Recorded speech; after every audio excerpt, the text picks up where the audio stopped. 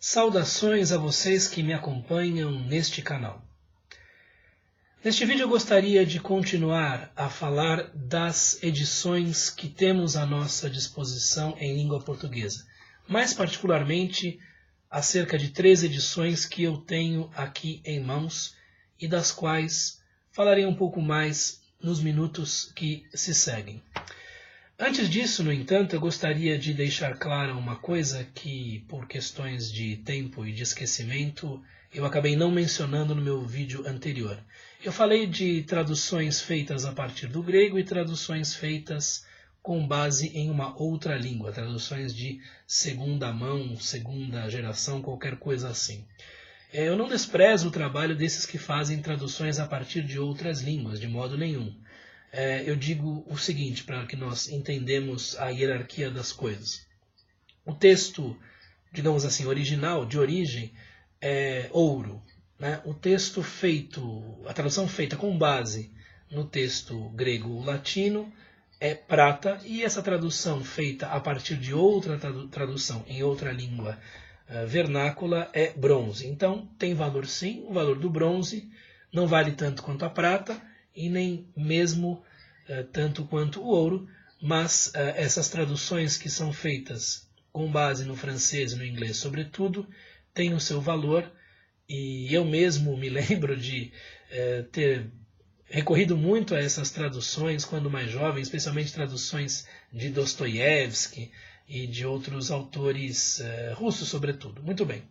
Então, falando aqui das 3 edições que eu tenho comigo, a primeira delas é esta de Dona Virgínia de Castro e Almeida. Né?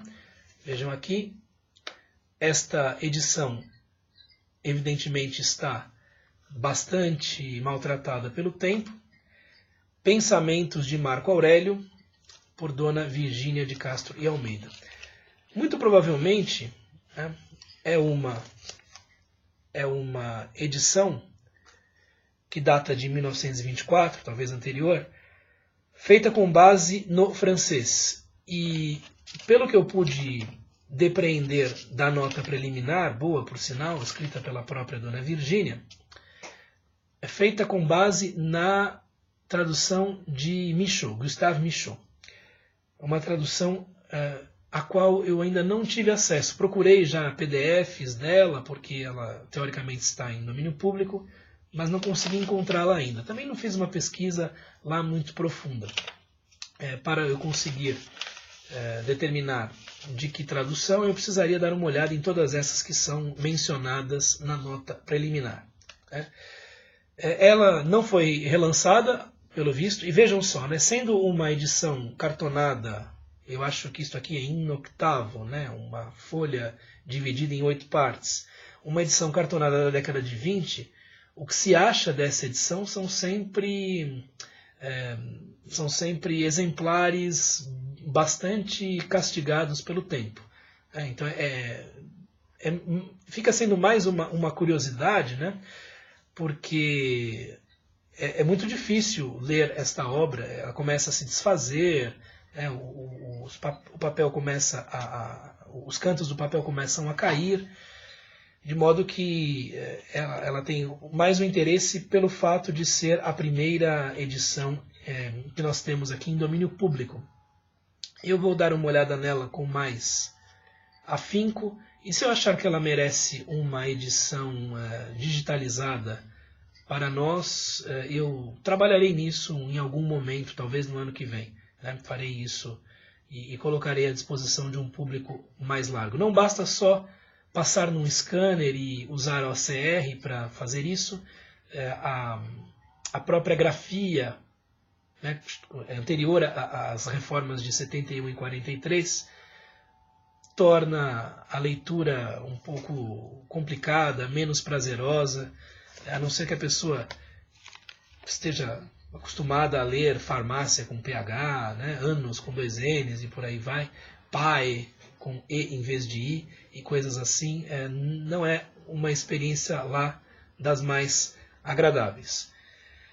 Uma boa edição, tanto pelo seu preço quanto pela sua qualidade, é esta já mencionada no vídeo anterior, da coleção Os Pensadores, este volume que tem por número 5 na leva de 1973, sendo um volume que eu acho que foi relançado apenas na leva de 1985. Eu não encontrei indícios de que outros relançamentos dos Pensadores incluem este volume, e que contempla tanto uma brevíssima antologia de textos de Epicuro, o grande poema de Lucrécio, da natureza das coisas, ou da natureza, De Rerum Natura, um breve tratado de Cícero, alguma coisa de Sêneca e, por fim, as Meditações de Marco Aurélio.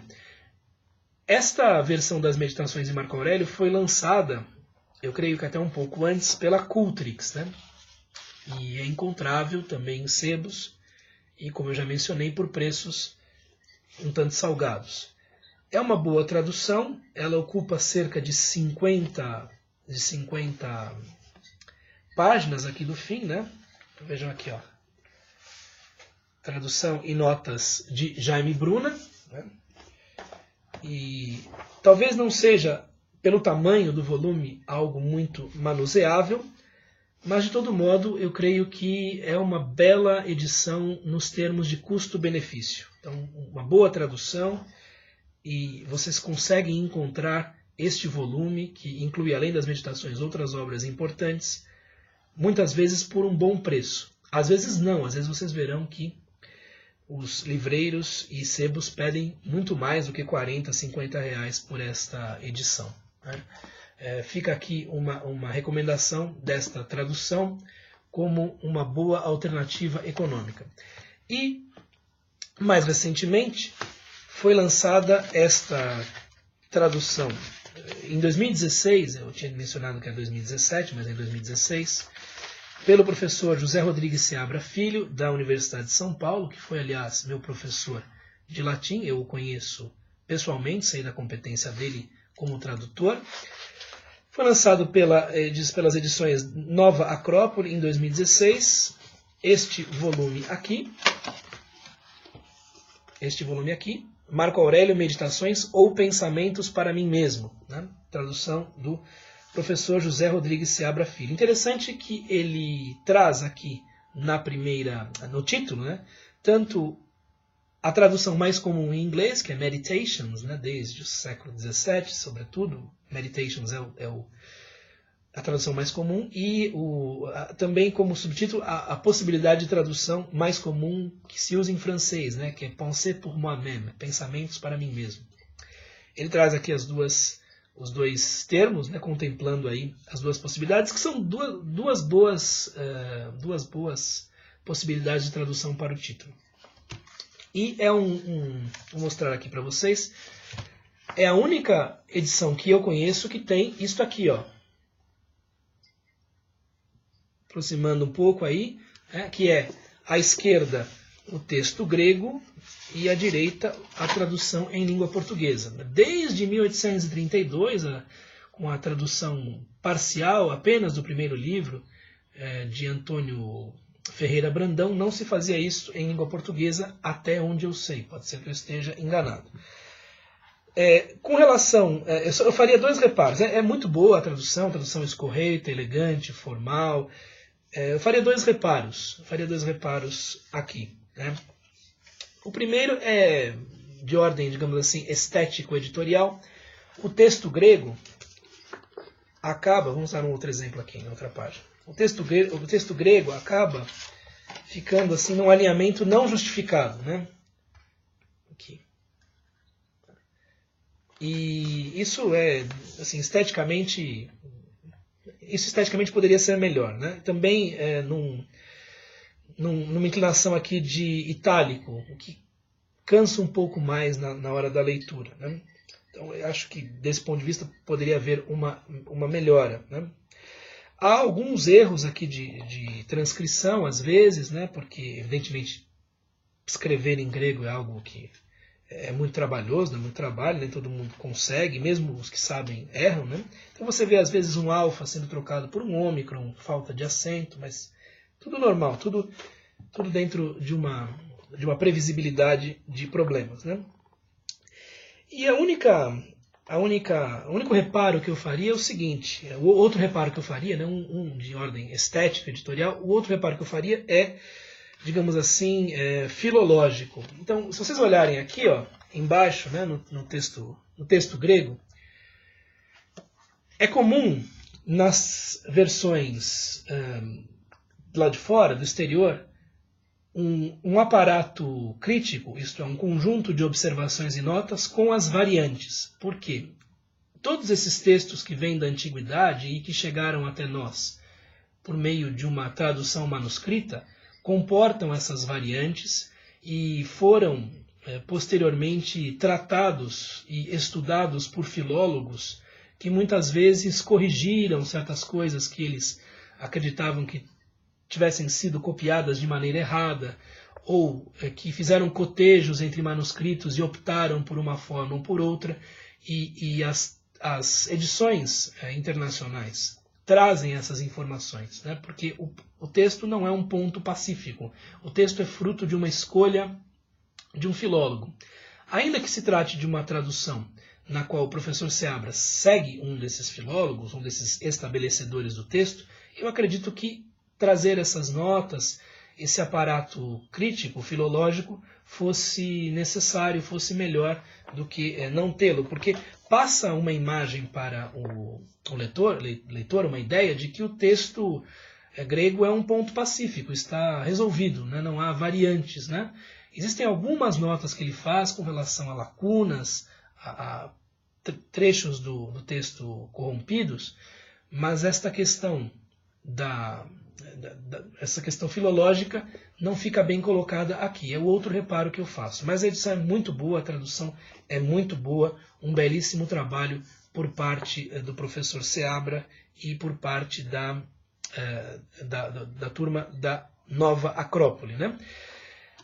Esta edição tem uma boa introdução, tem uma boa nota preliminar. Esta edição, esqueci de dizer, né? Eu disse que era uma de cor turquesa, não é? Um azul royal, né? A memória me pregou uma peça. Não tem nenhum tipo de apresentação para o texto de Marco Aurélio. Não há nenhuma notícia biográfica de Marco Aurélio. Só há uma notícia biográfica dos epicuristas, né? De Lucrécio e do próprio Epicuro. E os estoicos ficam sem essas informações, né? É uma falha aqui por parte dos editores da coleção Os Pensadores. Na década de 70, talvez a pessoa que comprasse este volume ficasse sem essas informações. Hoje em dia podemos buscar essas informações em outros lugares. Naquela época também se podia buscar, por exemplo, uma enciclopédia, mas fica faltando alguma coisa aqui neste volume. Então estas 3 edições são as que eu tenho, né? Existem outras nas quais eu não pus as mãos ainda. E o que eu gostaria de fazer agora é dar uma ideia, né, do que são estas 3 edições que eu tenho aqui comigo. Então o que eu fiz? Eu peguei a primeira entrada ou o primeiro capítulo do primeiro livro, né, Meditações 1, primeiro livro, entrada 1 ou capítulo 1, e vi as diferenças que existem entre estas traduções todas. Especialmente as primeiras entradas do livro primeiro, que é um livro de reconhecimentos, de, digamos assim, gratidão,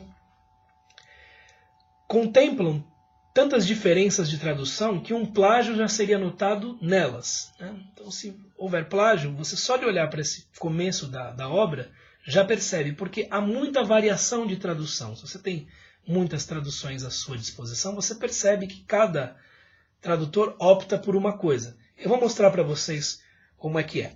Então, aqui na primeira entrada, eu escrevi aqui na minha lousa isto, né? Então vejam lá, um pouquinho mais para trás aqui. Muito bem. Então temos aqui, para tu papo uero, to caloethes kai aorgeton. Né? Então, do avô, né? Do avô verus, né?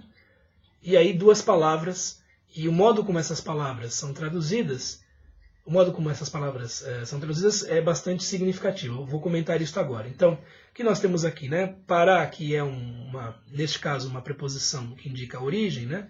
De Vero, meu avô, Vero, do avô Vero, né? E aqui tem essas duas palavras que são adjetivos substantivados, né? Algo comum no grego. Então tem to kaloetes kai aorgiton. Tá? Então o kaloetes, né, que é um neutro, quer dizer que tem bons costumes, de caráter honesto, bondoso, mesmo polido, alguma coisa nesse sentido, né? De bom caráter, honrado, algo assim. Né? É formado por, eu vou mostrar aqui já para vocês, né? Um prefixo kalô, né? Kalos, mas o ethos, que está ligado a ethos, né? O caráter, os costumes, os hábitos, o modo de ser, o comportamento. Né? Então daí nós temos que é aquele que tem um bom comportamento, ou bons costumes, ou um bom caráter, algo assim. E o fato de ter isso, né? É o fato de ter isso. E depois nós temos uma palavra que tem um alfa privativo, né? Mais orgué e um sufixo tos, que quer dizer que não se irrita, calmo, doce, né? De caráter afável, de temperamento afável, alguma coisa assim. Então vejam aqui, ó. Espero que esteja dando para ver, né? Essas duas palavras. Muito bem. O modo como essas palavras são traduzidas muda muito de tradutor para tradutor, né? No caso do aorgetos, só para o aorgeton, para deixar claro, aquele que é aorgetos é aquele que não tem a orgué. Orgué é um termo que tem certa importância no vocabulário estoico, e Marco Aurélio era um estoico, e que queria dizer algo como uma agitação, uma irritação, algo que levava a uma paixão, a um pathos. Né? Então, o desafio aqui é saber se, pelo fato de o livro primeiro ser um livro de agradecimentos, portanto, eivado de uma certa afetividade, deve-se buscar um tipo de tradução mais corrente, mais familiar, em que existe uma afetividade mais próxima, ou se deve buscar um tipo de tradução, por assim dizer, mais frio, mais próximo de um vocabulário estoico padrão. Eu vou ler aqui como é que os tradutores verteram este trecho, para que vocês tenham uma ideia da diferença de tradução. Né? Então, aqui no livro primeira entrada, ou primeira nota de Marco Aurélio para si mesmo, o que nós temos pela tradução de Dona Virgínia de Castro e Almeida é o seguinte, difícil até abrir as páginas aqui. Né? Devo a meu avô Verus o exemplo de bons costumes e paciência. Então, a substantivação dos adjetivos foi vertida como o exemplo de. Né? E aí os bons costumes como kaloethes e o aorgiton como paciência, alguma coisa assim. Não há verbo nesta entrada. Okay? Este devo veio por conta dela. Não há verbo nesta entrada. Tá? Então, há uma extrapolação aqui por parte da tradutora. Na tradução de Jaime Bruna, na coleção Os Pensadores, temos o seguinte: de Vero, meu avô, a honradez e serenidade. Então, honradez como kaloethes e serenidade como aorgeton, certo? A falta da orgué, o estar privado de orgué, de agitação. Muito bem. E aqui na tradução do professor Seabra, para que se tenha ideia, é o seguinte: do avô Vero, o bom costume e calma. Uma coisa interessante das três traduções é que, como no texto grego, os três usam apenas um artigo antes dos dois termos. Isso é muito interessante, muito legal, porque de fato é assim que a coisa está. Né? Como se o bom costume e calma, como se honradez e serenidade, como se o exemplo de bom costume e o que ela disse aqui, enfim, e o que o outro termo fossem uma coisa só, ou algo ligado, intimamente ligado. Né? Para que você tenha uma ideia da diferença, por exemplo, do que outros autores propõem, por exemplo, Haynes, né?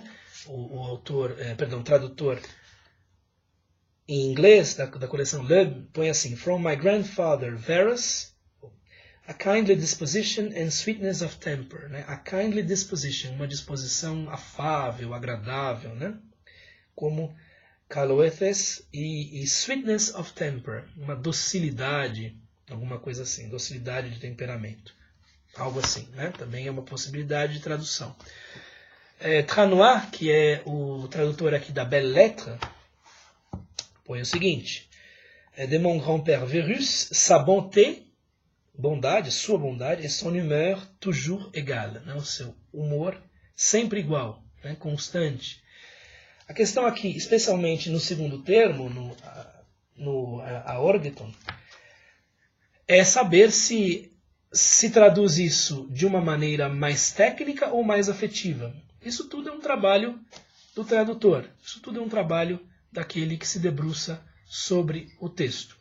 Eu poderia aqui também trazer outros trechos das mesmas traduções, para que se tenha uma ideia de como cada um opta por traduzir, mas o vídeo vai ficar muito longo. Talvez eu faça isso numa próxima oportunidade. Então, se você gostou do vídeo, deixe o seu joinha. Se você acha que o canal vale a pena, inscreva-se nele. E até o próximo vídeo, nosso próximo encontro, em que continuaremos falando um pouco mais das edições do livro de Marco Aurélio. Até a próxima, um abraço.